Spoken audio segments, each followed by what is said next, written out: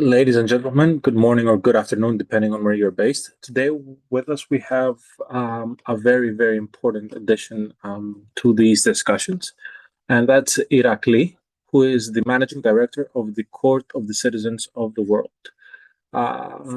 Irakli is going to talk to us about the tribunals that have come to life, some of his train of thought, and how he ended up becoming the managing director of the Court of the Citizens of the World, as well as some of the positions I want to take in the future. He will be joining us shortly. Thank you. Irakli, thank you for joining. Very excited for us to be able to have this discussion. I want to start off by giving you the floor to sort of introduce yourself to the world out there. Hello, Alex, and thank you very much for this invitation. So my name is Irakli. I represent the Court of the Citizens of the World, managing director of the court, and also I'm doing my PhD at the Tbilisi State University in Russian studies.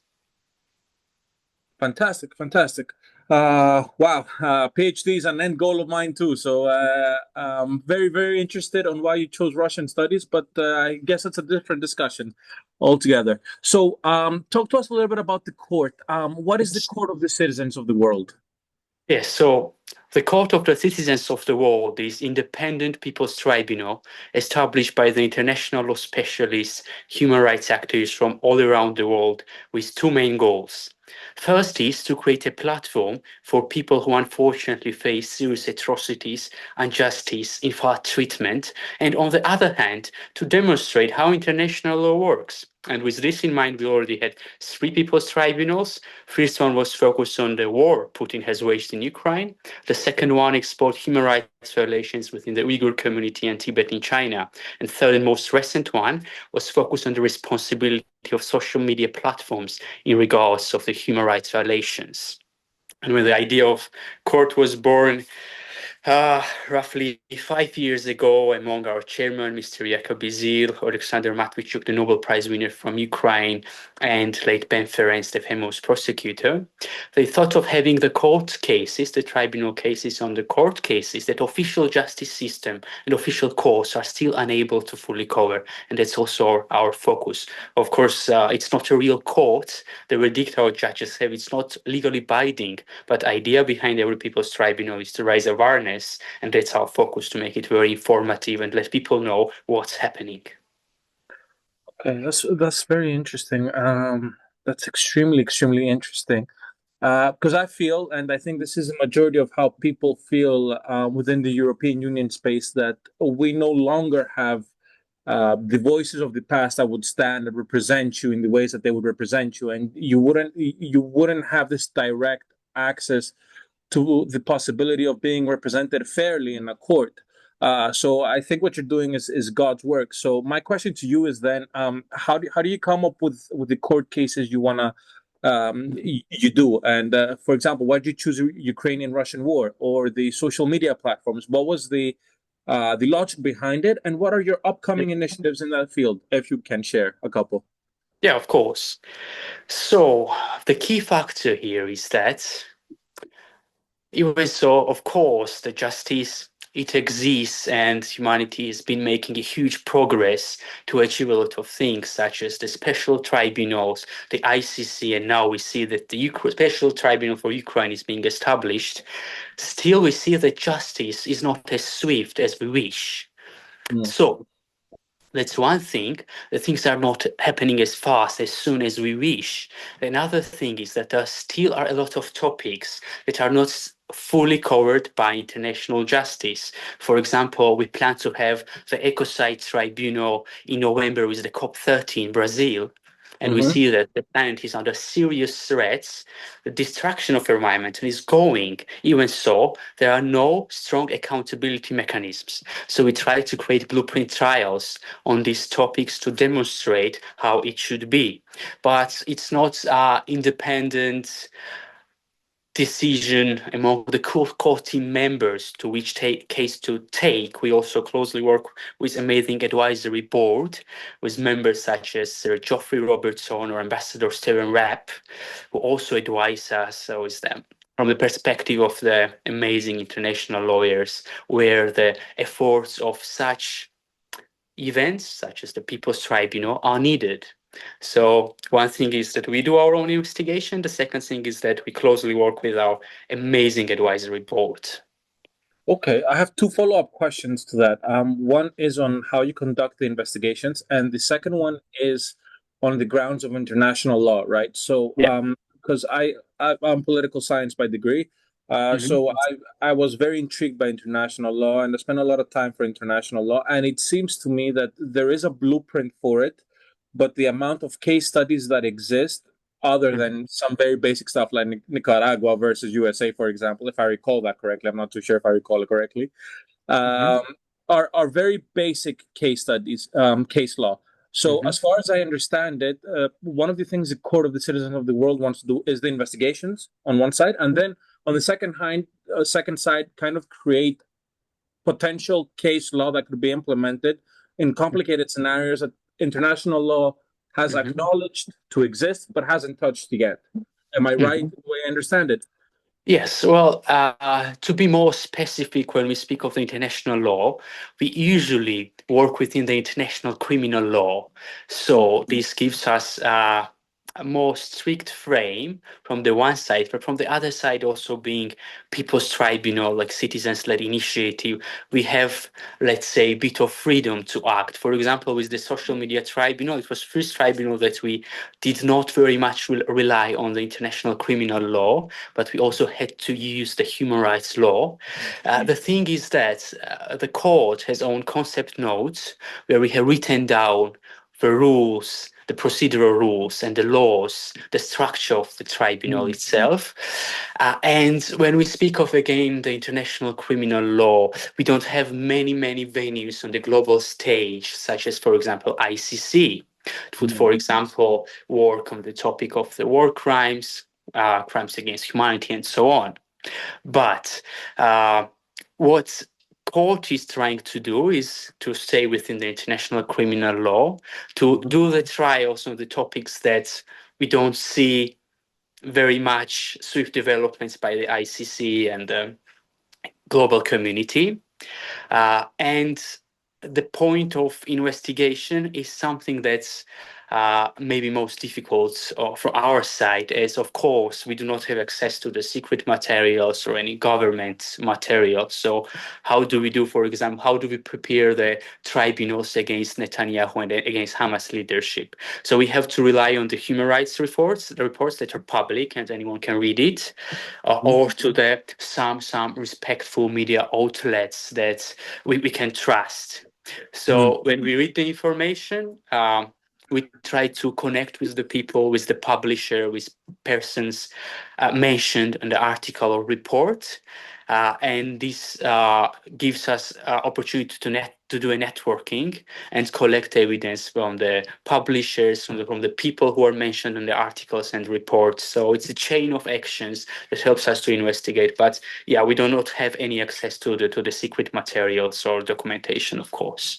Do you think at some point in the future it would come in hand, both for the international community and potentially for the European community, if initiatives such as the Court of the Citizens of the World did collaborate with, for example, the ICC, the International Criminal Court, or the UN?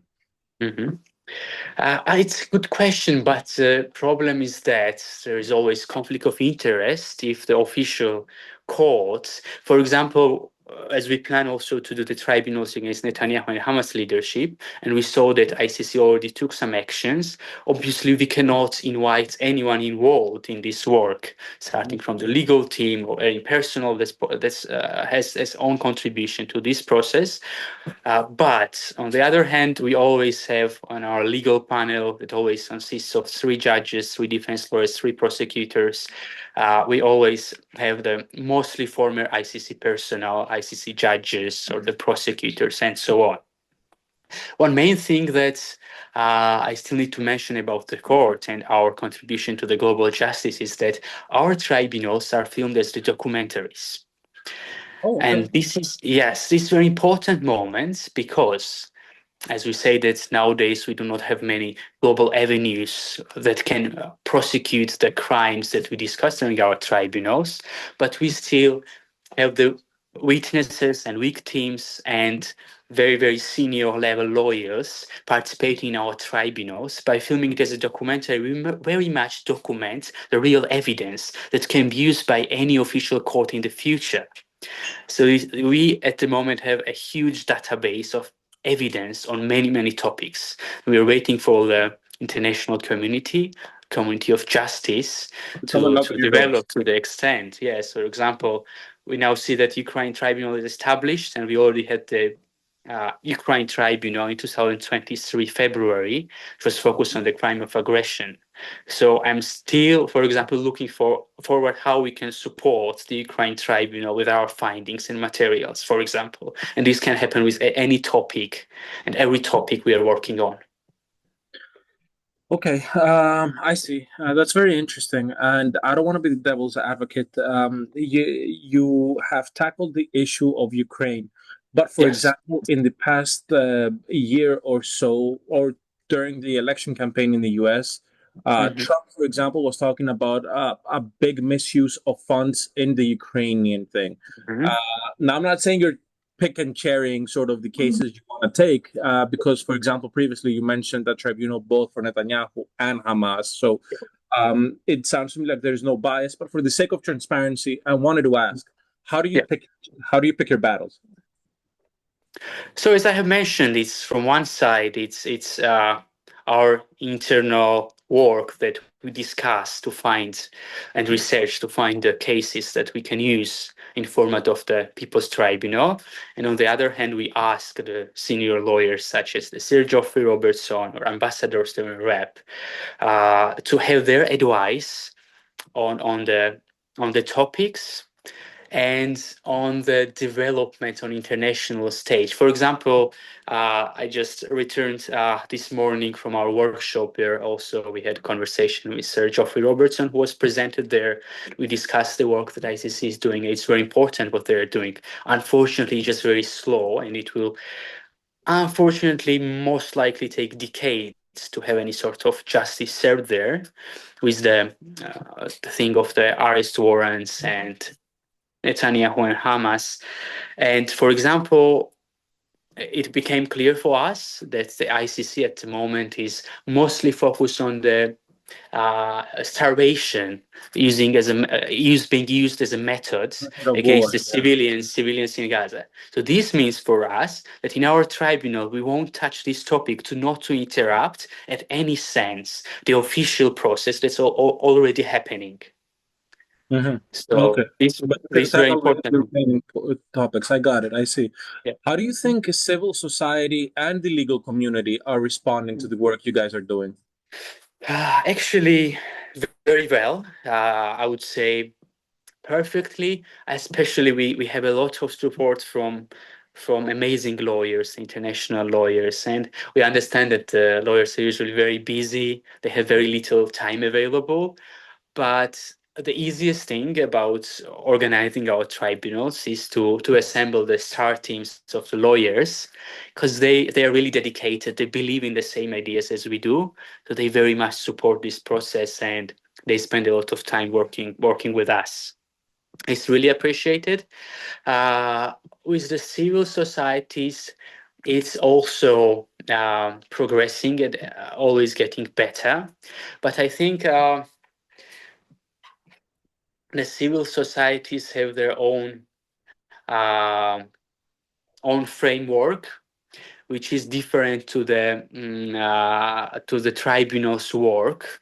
So only collaboration we have usually with the civil societies for now is that we ask them to connect with the experts and witnesses and victims to participate in our tribunal, but it never went any farther to develop kind of um, same working tactics or work schedule or raise funds together or do something together. So it's not strong collaboration currently, but still we are working closely with them and they assist us with participants for our tribunals.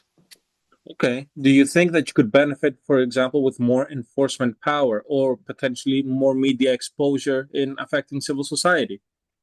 Yes. The second point you've mentioned, the media attention, is very important for our work. As I have mentioned, the idea behind People's Tribunal is to raise awareness. And we cannot raise awareness without help of media. And it's a huge part of our work. When we did our Ukraine tribunal, we got amazing media coverage. It was covered by Reuters, Associated Press, CBS, The Independent, The Economist. Our most recent social media tribunal in March was covered by The Guardian. So these media work with the media is going well for us, I have to Mhm. say. But still, we wish to improve and develop the other tools of communication with the media and public, because we can measure success our work by the reach and outreach of the outcomes of the tribunal. That, for example, many people have learned after the social media tribunal what are the dangers of having the wild space, a space that's without any regulations, usually, like the social media. And we presented a lot of cases of the child suicide, a lot of scams. And unfortunately, these things are not very well known. And in this, we need a huge help of the media to make these things known, and also to offer the victims who are willing to be heard also the opportunity to connect with the media and make the stories known. Do you think you would benefit with different sort of participation methods or deliberation methods, like a jury style system, Mhm. referendums, votings, et cetera, Yeah. from the public, though? Do you think you can sort of import that as an idea, or it would help you? Yes, actually, we already thought having sort of a maybe jury system, and to select these juries randomly, just random citizens, select, for example, 12 random citizens, and ask them to participate as members of the jury. Only thing with this is that as we still try to create blueprint trials that are very also informational, educational, specifically for the young lawyers who are still students and still study. We dropped this idea and still try to focus on getting the very high level legal specialists. But at some point, I think, with also some topics, we will be using the jury system to have judgment on our tribunal subjects. I It think it will sounds be like very interesting. I think, yeah, you it would benefit you a lot, especially if you do it on a global scale. So, Yeah. citizens from, I don't know, China or Hong Kong or Australia, sort of hearing with the cases, because A, it raises awareness on the topic itself, and then B, it sort of creates this legal mindset that you kind of need for these cases to be able to understand what is factually happening. And And it's so independent always when you have a jury of the yeah, yeah. random individuals. It's very independent, very interesting for me, personally, it's very interesting to hear the judgment of the citizens itself. Well, the U.S. has proved that sometimes when you have a jury, it's not the best idea. But I understand what you're saying. I have more faith in this side of the world as well. Um, do you think, as a body, at some point in the future, you will codify new norms in international law? That you will create your own case law, basically your own sort of law. Uh, we would be happy to have such an opportunity. Our most ambitious goal is, and I'm absolutely honest with this, is to have sort of jurisdiction. Okay. So if you ask, for example, what would be the biggest achievement for the courts, our tribunal? Of course, it will be this jurisdiction to have sort of the power. It can be also the formal power, but still the sort of jurisdiction. It will change for us a lot, and we believe it will be beneficial for the global justice itself to have the citizen lead initiative. It's absolutely independent, but also with sort of the jurisdiction and the power. Let's stick to the jurisdiction because it's a very interesting topic. In order for you guys to be able to have jurisdiction, one of the key things you will need is state recognition, right? Yeah, Or some exactly. form of enforcement capacity. etc., Mhm. etc. How do you plan on acquiring that? So, to put it in a simple way, we have to be very, very good. Let's say our proceedings and our trial should be uh, close to the ideal. It should Mm-hmm. be on the legal point and organizational point, very interesting, very truthworthy, and beneficial to the community. So then we can show it to the heads of the states, their ministries of justice, that this kind of institution already exists, and your support can make it even more powerful. This will be amazing for the courts. But at the moment, we understand that it's not very realistic, not because that we are doing our work bad, or we are not very, very good in what we are doing, but it always, unfortunately, justice always has political dimensions, and it's very difficult for the neutral avenue to find political support. Uh, that's same with the partnerships. For example, when we had tribunal against Putin, against the Chinese leadership, against we will have against Netanyahu, Hamas leadership. The eco side will also define the what leaders, political leaders who are responsible for the destruction of the planet. Of course, you always get some political pressure, political criticism. So for other countries, it's difficult to uh, recognize you as official courts in such case. It will mean for them at the moment some political obstacles. Okay, interesting. Interesting.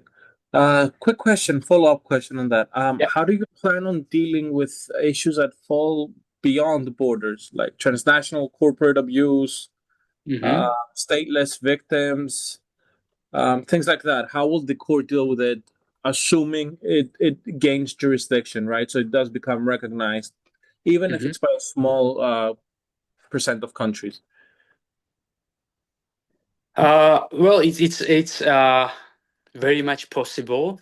At the moment, the legal file is also swiftly developing, and a good example is the case in Argentina on the genocide happening in Myanmar.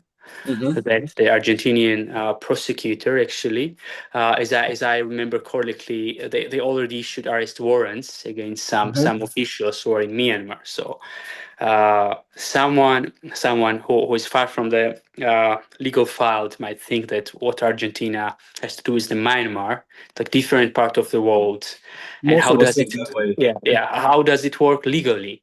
But even the national courts, they have this power. The Mm. thing is that the countries, they do not use it. They try to not to step the, let's say, the border, but it's very much possible. And also for the People's Tribunal, we have this. It's not just very much possible for us, but at the moment our nature is very flexible. People's-led initiative. We have our concept note that allows us to take the various different cases. It's just our choice and preference to stick with strictly with the international criminal law at the moment. It sounds to me, Irakli, that what you're saying is that politics is a problem to initiatives like this. Exactly. Yeah, absolutely, absolutely, and that's why we have a lot of perpetrators, a lot of international criminals who are still not punished. And to be honest, it's hard to imagine even so. There is a sort of a lot of legal progress on the with the ICC, for example, with the Putin, but on the practical level, uh, I cannot really see him under arrest with the current political situation, right? He's the leader of one of the most powerful countries, and now with the Netanyahu, it's very less likely that justice will be served in the case of Netanyahu because of his power, and then because of the support of the United States, or at least the support of the Trump's administration that he for sure has. So here we come to the clash of the politics and the justice. And the thing that the political scientists and then the lawyers usually debate is the primates of the files. Which file should take the lead when we come to debate, the political necessity or the justice? Let me tell you something. So On yeah, a theoretical perspective, I would lead with the political scientist. So, by degree, I will have to agree with them. But yeah, having I disagree then. I totally believe that the justice should be, let's say, that's prioritized over the political aspects. that's the point I wanted to make. When you're looking at organizations like Hamas, Hezbollah, state leaders, so I'm in Greece, and currently we have scandal on top of scandal on top of scandal on top of misuse of funds on top of misuse of many things that are happening in Greece. Yeah. And you look at it from that perspective, and you're looking at a very reserved justice, at least on a Greek scale, not necessarily on a European scale, but I mean, on a Greek scale, it's taking no action. On a European scale, it's taking very slow action. So you're looking Hmm. at these two things. And my end result by looking at it is that, in fact, justice should be something completely different and completely more powerful because whether it's legal based justice or just moral justice, ethical justice, these Hmm. perspectives need to be above anything human, Yeah. and politics is something human. So that's how I've come to understood it, even though on Yeah. a theoretical level I agree with the political scientists. Well, the problem is that, and I think the history of mankind has also shown it, that with no justice there is no peace. Only justice can make the peace possible. So if the criminals are not punished, and if justice is not served, the conflicts will remain. They might be frozen for a moment, but it will always continue. Do you So believe what we live really in a needs world? to yeah, what I'm really sorry. needs to agree on the basic standards of justice, and we have the highlighted the main crimes in international criminal law, and also if you take the national levels, like in the constitution, we have the basic human rights.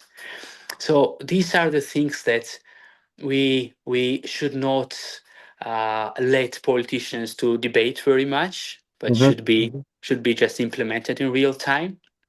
And anything else, the fiscal politics or other kind of rights, can be of course the matter of discussions in the political matters, and we can always say what kind of laws we want to be applying to the taxation system, and so on. But no, when it comes to the crimes against humanity or war crimes or the genocide, right? So these are very very strict topics that I think we should not mix with the politics. The main argument that I used to make as a political scientist, and I hear very often, is that even justice itself is run by people. And the fact that it is run by people means that there's an implemented bias inside it. So even that cannot be absolute justice. Again, on a theoretical level, I see the argument. On a moral level, I disagree with the argument because I think justice needs to be above all. I would agree with you on that one. But I just wanted your thoughts on that argument. Well, again, my idea and argument is that justice should be above politics. The problem with this is that we need to make justice fair and accessible. These are two key elements. If there is a doubt that justice is any sort biased, then we ruin the whole process, and then we let the politicians to question How do you itself, the make justice fair? legality of the trials, and this also the philosophers can always also bring as an argument against justice, and the lawyers, that there's always a bias, and there's always people always have their own preferences and opinions, and how can we make it fair when we ideally believe that each trial should be fully fair and fully transparent, and so on and so on. So how would you tackle that bias? How would you make sure that justice is in fact fair? Yes. Happily, we have a good key to resolve this, What's that? and it's fairness. So legal proceeding is a competition, and this competition should be very fair. And both sides, if we speak of the international criminal law, the side of prosecution, the side of defense, they should be given the same tools and same opportunities to work on the case. And this process also should be very much free of the political pressure. And we see that with the ICC, it's not free if it's sanctioned by the Congress of the United States, and if the United Kingdom government is threatening the ICC. Mm. So this is a big problem, and it's a problem that humanity has to deal with. So we will make justice fair if we have competition, if we have a real competition and each side is given the equal opportunities. It's not only for the international level, but also on the national level, equal starting points and equal opportunities is essential for any truthful and right court trial. I agree with you, and I'm being the devil's advocate one more time, and I'm sorry about this. All But good.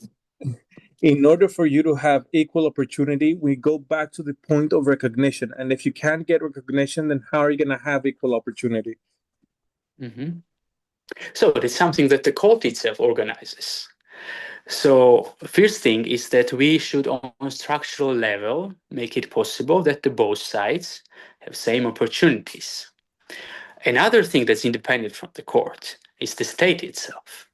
So for example, the politicians should not put any pressure Mm. on the let's say the defendants who try to defend their positions, or on the prosecutors on the other side. If the prosecutor decides to prosecute some government official, there should be no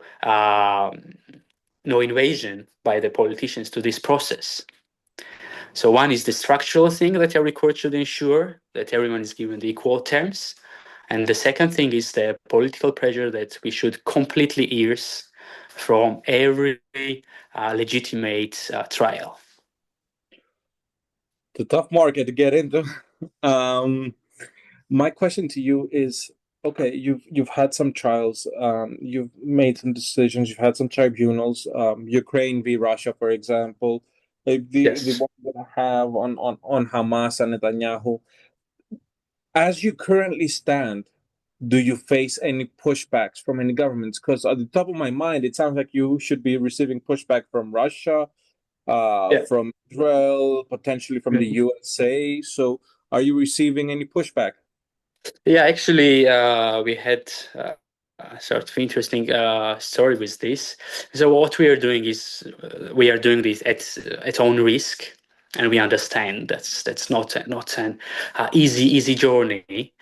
But for example, when we had the China tribunal in 2024, we arranged the logistics, we arranged the venue, and the day before the tribunal, the venue received some threats by the Chinese, and they canceled our event. So in one day, in less than a day, we had to find different venue and build logistics from zero again. Hmm. So this, I'm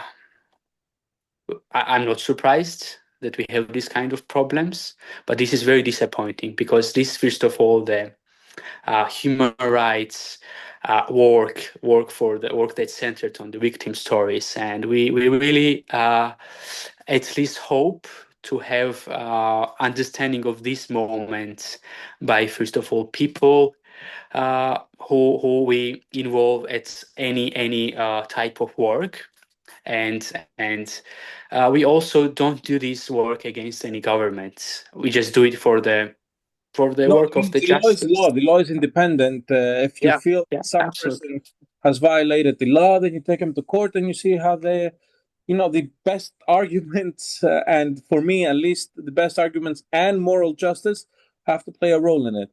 So no, I understand the perspective you're saying. It's not biased against the Chinese, Israelis, Hamas, whoever. Yeah, I mean, on an individual level, you might have these biases, but on a legal level, you shouldn't have these biases at all. So absolutely. my next question to you is then enforcement and compliance. Yeah. What are your thoughts around enforcing potentially the results from the tribunals, and how do you see them Yeah. being applied in the future without any political interference? So we came to the most difficult topic in the international law, enforcement. So as I have outlined, that the main idea of such avenue as the People's Tribunal is to raise awareness. Our enforcement is to make findings of tribunal and itself the tribunal very informational for the public Public. and cover as many people or government institutions or human rights organizations as possible. So this is our important work. For example, when we finished our social media tribunal, we sent findings to all UN member states so they can see what's happening. And we are trying to also, with the documentary work and with the other sources of communication, to also cover a lot of people and make it known what's the problem. If you would turn this question and ask to me, how would official courts or some avenue with the real jurisdiction, how would they ensure that the verdict is simply completed or it comes to reality? That's a very different question. Unfortunately, here we have to go back to the politics. With the current political world and the political tools we have, very often the real justice is not served and it's not Mhm. possible, to be honest. Right? I have mentioned already the Mr. Putin, mentioned, for example, Netanyahu. And I don't see any soon this might change. So what can change situation is that if we have sort of new United Nations with other possibilities, or some organizations, strong organization, for example, like NATO with military power. These new structures can make it possible to have justice served, yes, but as we speak now, nothing gives us any hope to see it any soon. Let's be honest with this. How would you ensure a checks of and balances within these organizations? Because the UN is the child of the League of Nations, right? Yeah, And NATO, for me at least, is yeah, outdated, but it was a response to the Warsaw Pact. yeah. So these organizations have gotten, to a huge extent, lost in translation. Yeah. So how would you ensure that this new organization, this new enforcement body, would be Mhm. something that would be like justice being fair? How would you ensure that this body would take into consideration Look, morality? I cannot ensure it, and it's again the political aspect that I'm not very much in position to discuss. The thing is that in theory, if you have organization that's globally powerful, it can help the verdicts of official international courts and avenues to be completed. Yes, in theory, it can happen. And of course, if you ask me, how do we ensure that these organizations would be more fair, or there will be justice itself within this organization? No, at the moment, I think we cannot ensure. It will depend on the, again, political aspects and developments. But that's the only way to, for example, ever have Vladimir Putin arrested. So, of course, with the ICC arrest warrant, for example, Vladimir Putin cannot travel to many countries. But Mm-hmm. how do you see in reality that someone goes to Russia and arrests Vladimir Putin, right? But politics, it's very interesting topic. And the good example is the case of Duterte. Hmm. from Philippines. So he was very powerful leader. I think he was the most powerful man in the Philippines. There's a He lot got elected of something like 80 something, 90 something percent. He yeah, had a huge, he was a very powerful man. very powerful. He was also very popular at some point, and now we saw that he got arrested, and he was taken to the Hague. So you see, sometimes even the powerful leaders can be taken to court, and that's a great precedent. For example, the very recent. That's why I'm mentioning it. We had a lot of precedents. It is a great precedent, but again, I mean, I don't want to underplay this because it was an important event. But at the end of the day, it was president of the Philippines. You know, you didn't arrest all of Hamas's leadership Yeah, or I don't know, the Chinese Communist Party yeah, or somebody that has committed a very severe crime. And I'm a Hobbesian. I believe by default that hmm, most of the interactions outside in the world are not good. They're malevolent. So yeah, justice needs to be benevolent, needs to be something that philosophically or religiously would be close to a deity, close to God. It would be something yeah. benevolent, you know, something bright. Hmm. Okay. Uh, and I'm sorry, I went philosophical there for a second. Hmm. But the idea is that so you're seeing this with a small president of a small nation. Yes, it's an important event, but you don't see it on a grand scale with a big criminal or somebody that has done something Hmm. damaging on a big scale.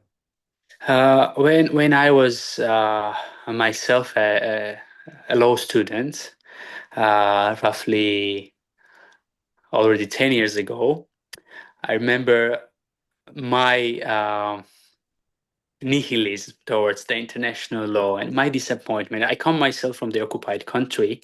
20% of my country, Georgia, is occupied by Russia.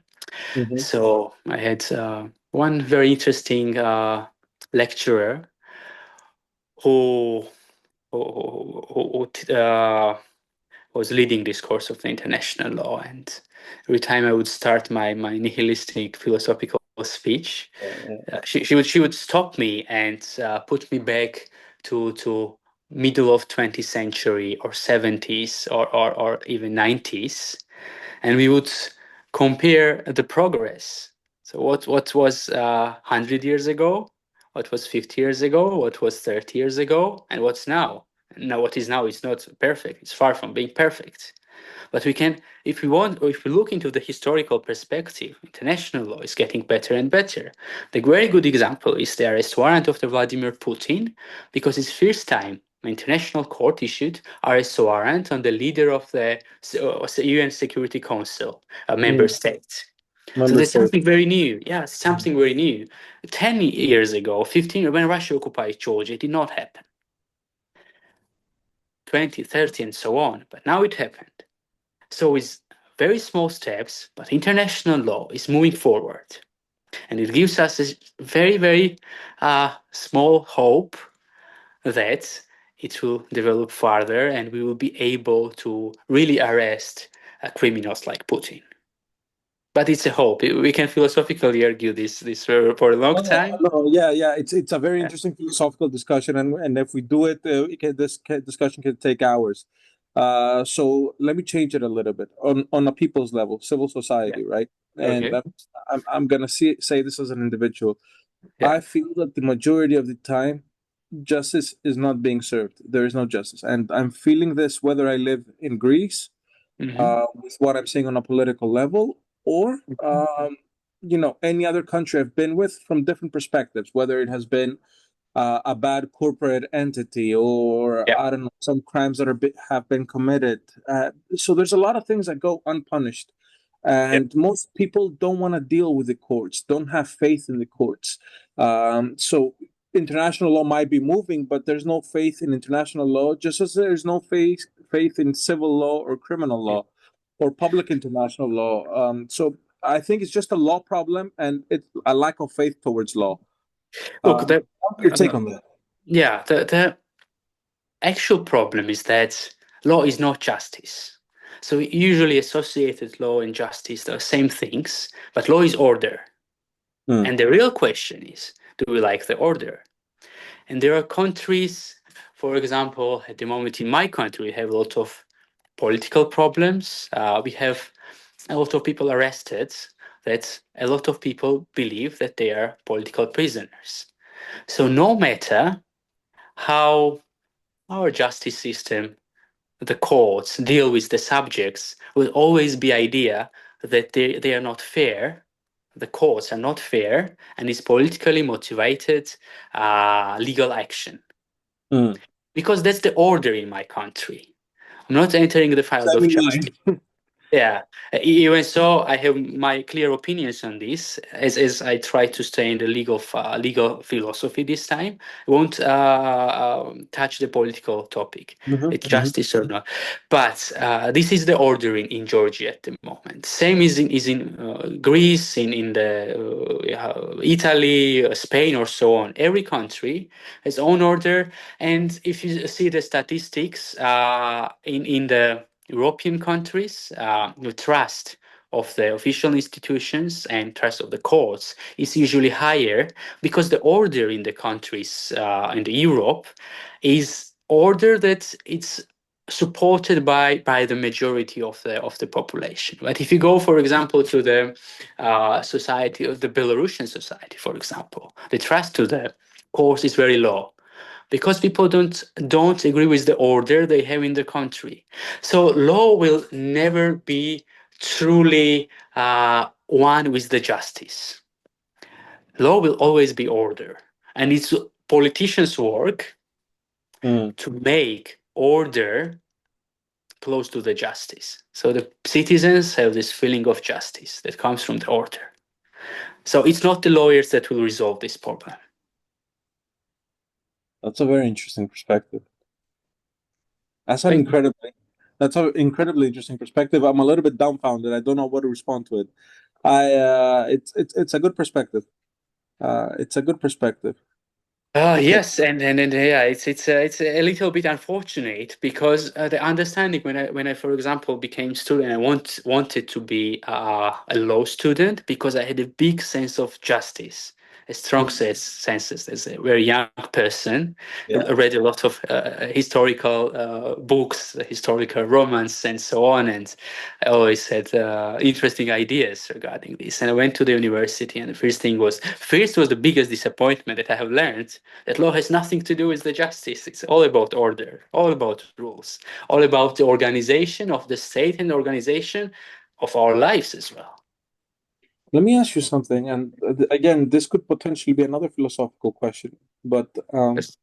do you think if you remove the ability to create order to the Yeah, politicians yeah, and give it to something like AI by feeding it yeah. It's an interesting legislation topic. or feeding it or collecting a group of lawyers, each of which Yeah, gives their own perspective on a topic, that yeah, potentially the order that you might get out of it would be better. yeah. Well, there was a group of lawyers, also in my country, on international level, that suggested that instead of having judges, why do not we let computers to have judgment in seconds? Because if you imagine real courts and you have a, let's say, the court case, you're arguing something, uh, whatever, it usually takes many months or year to have sort of judgment. But imagine how comfortable it would have been that you just go to the courts and in 2 3 minutes you just submit papers and you have verdict. It's very comfortable, to be honest. And the big argument is that the computer cannot have the computer is neutral. At least let's trust the AI is working well with this. It's neutral. It cannot take any sides. It's not biased, so it has a neutral judgment, and it's very swift. So why not? But the problem with this is that the huge moment of justice itself is empathy. Hmm. Without empathy, without the humanist input into the rule of law, what is law? You just leave the framework of order without any empathy, any any humanism in it. And I wish law to be even more rich with the empathy, with the humanism. Unfortunately, it's less possible in our countries. We are part of the, let's say, continental family of law. So we Mhm. very much follow the strictly written laws, And even if sometimes, and it's not a real situation, it's clearly seen that the one side is so much wrong, so much bad, but according to written law, this side is clear winner. uh, Still the court has no chance to take any action and give proper judgment to someone who is behaving terribly, because the person is not doing crime. It's right by law. It's a little bit more flexible with the Anglo-American system of law, and they more rely on the precedents, and it's always easier with the precedents to find something. You don't have just one let's say 100 or 300 pages book with the written laws, but you have hundreds of thousands of precedents that you can rely on, and you can find the best solutions. I think that's more legitimate approach. So what's really lawyers on the philosophical level should really work on is to find solutions with the written law. I But don't want to with push back on this, but yeah, I agree with you on the humanism side, and I agree with you on the Anglo-American perspective. And yeah, I personally prefer it a little bit more because it's based on precedent. yeah. Uh, and I'm going to counter the humanism side on it, not on Georgia's perspective, but on Greece's perspective. That if you want to include humanism on it, you're Hmm. also including very, very easily the corruption of humanism inside it. Not that it doesn't exist already. I know for a fact that in my country it does exist, Hmm. It is everywhere, unfortunately. Yeah, but you're just facilitating it to be a little bit easier because somebody might turn around and say, you know what, on a humanitarian level, I yeah, align with this criminal. yeah. Yeah, that's right. But it should be, and there are a lot of rules to make it less possible for the judges, for example, to be bribed. One is that the judge position in many countries is a lifetime position. So, Hmm. despite your judgment, you do not have fear that someone is in power to remove you from the position of judge. For Hmm. example, the same is in my country and also in many countries. Another thing is that if you see usually the public service, let's say salaries, are lower than in the private sector, but Hmm. the judge position is in almost every country almost the highest paid public position in every country. So we have two tools here. One is that the job is for lifetime. The second is that the person is paid very well. So it does not, nobody has basic needs for survival. It's already completed. And the third thing that I would wish to improve even further is the process of selection. And it should be extremely difficult for one to become judge, and it should be work of decades that you reach the point that you are eligible for this position. I also think the public should have a say into it. I think there Yeah, needs to be heavy background checks, legal knowledge, humanitarian knowledge. yeah, For me, again, it's higher than potentially a religious leader in Europe being a judge. yeah. I agree. Yeah, it's at least maybe the same level. Both positions have this serious. If we even forget the justice and the order, it's the serious moral responsibility that you decide the future of the human being.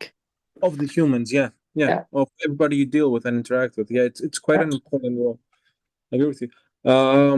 Irakli, we're running a little bit on time, so I don't want to take any more of your time. Though this discussion is super interesting. Thank you So very much. It was very interesting indeed. let me ask you two more things. All right. One Okay, is, sure. what are the future plans you have for the court Hmm. itself? So not too long term, but somewhere, let's say in the next couple of years, what do you want to Yeah, see? yeah. So we have at the moment in our calendar three people's tribunal scheduled. We Mm-hmm. plan to have this autumn all of them. One is the tribunal against Hamas leadership. The second is the tribunal against Prime Minister Netanyahu. The third is the Ecocide Tribunal. That's our short-term plan. Then my personal wish is to have these people's tribunal events also on the conflicts and disastrous events that are not very much known. For example, uh, unfortunately, war in my country is not very much highlighted and known, or the short war still in the Cyprus. Mhm. Uh, there are many, many conflicts that affected very much the local communities, and they are still frozen. They are still problematic. Same in Moldova, for example, with Been the like this for years and never dealt with. yeah. So when we work to raise awareness, I think it would be great if we focus in this smaller compared to the, for example, the what's happening in Middle East or the war in Ukraine, which is the biggest war since the World War II, maybe in Europe. My personal perspective is that we should sup- uh, focus on the smaller wars, but no war is small. Obviously, I did not. I'm meaning different thing. Death is Uh, death, but I yeah, understand how you're saying it. yeah. To make it known, not Mhm. just from the legal side, but to highlight what people went through. So in Moldova, in Cyprus, in Georgia, and so on. I hope so. I hope that you become the voice of all of these because again, politics gets heavily involved into this, and once politics gets heavily involved into this, it makes situations like these. So scenarios, for example, in Cyprus, that could easily be solved, whether through action or whether through law, can easily be solved, are not solvable. Or you mentioned the case of Moldova or Yeah, your country. So cases that could be solved but are not being solved because of political decision rather than law or immediate action, whichever that may be. So I really, really hope you do manage to do that, and it'd be great if you actually run trials for these. I'd love to participate. Keep me posted in some of these. of course. Uh, Thank you. and the second question I had for you, it's not a question per se. It's more of a statement. If you had to give a message out to the world, and particularly to younger people and people that want to study law, what would that message be? Ah, I think one of the, at least for me, one of the most interesting fantasy novels is Alice from the Wonderland. In Alice from the Wonderland, it's about a young person in a labyrinth with a lot of obstacles, barricades. And there is only way to escape all this. It's a white rabbit. And white rabbit is actually our interest, wishes, dreams, ideas. And I want to suggest to every young lawyer to find their white rabbits and follow the white rabbits despite what other people tell them. It's how we move forward to the justice. And we need to change something, and we can't change. I don't know what to say to wrap that up. That should be a motto in life in general. Ignore everyone else and follow your white rabbit. That's a lot of wisdom there. Thank you. That's what we need in law. Okay, okay. Well, Irakli, I appreciate you taking the time to do this. Thank you so much for the very, very interesting discussion. I enjoyed this a lot. Um, Thank you for great questions and an invitation. It's an honor for me. it was a pleasure having you.